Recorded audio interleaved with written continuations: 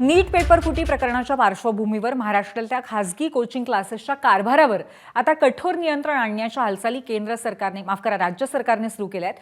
Coaching क्षेत्रांचं नियमन करण्यासाठी महाराष्ट्र खासगी कोचिंग सेंटर विधेयक 2026 चा मसुदाही सरकारने तयार केलाय।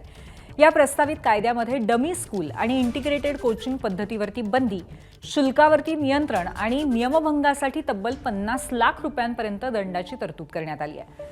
त्यामुळे या कायद्यामुळे खासगी कोचिंग क्लासेसला लगाम लागणार आहे।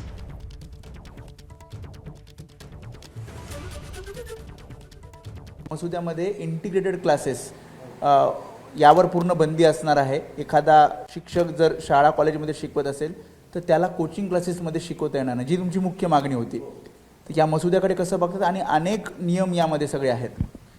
सो यातले बरेचसे नियम्स महाराष्ट्र क्लास ओनर्स असोसिएशनने आधीच मागणी केलेली होती, त्याच्याप्रमाणे चाललेले आहेत। फक्त त्यातले काही नियम म्हणजे आता इंटिग्रेटेडचा आपण मुद्दा काढतोय, मला मान्य आहे की इंटिग्रेटेड नसायला पाहिजे, पण मग आपल्या विद्यार्थ्यांनी, महाराष्ट्रातल्या विद्यार्थ्यांनी JEE आणि नीटचा अभ्यास कसा करावा हा एक मुख्य प्रश्न आहे। कारण मग आपल्या विद्यार्थ्यांनी इथे जर ते अलाउड नसेल म्हणजे तर ते कुठे जाऊन करावा हा एक प्रश्न निर्माण होईल।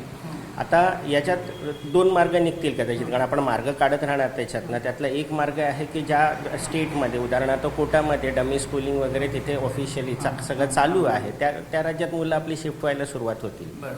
दुसरं, मला असं वाटतं की JEEचा आणि नीटचा अभ्यास करण्यासाठी खरोखर एक्स्ट्रा टाईमची गरज आहे। मग त्यासाठी आपल्या मुलांना आपण सांगणं की 1 वर्ष गॅप घे आणि तू अभ्यास कर, ते मला योग्य वाटतं। हे योग्य निर्णय इंटिग्रेटेडचा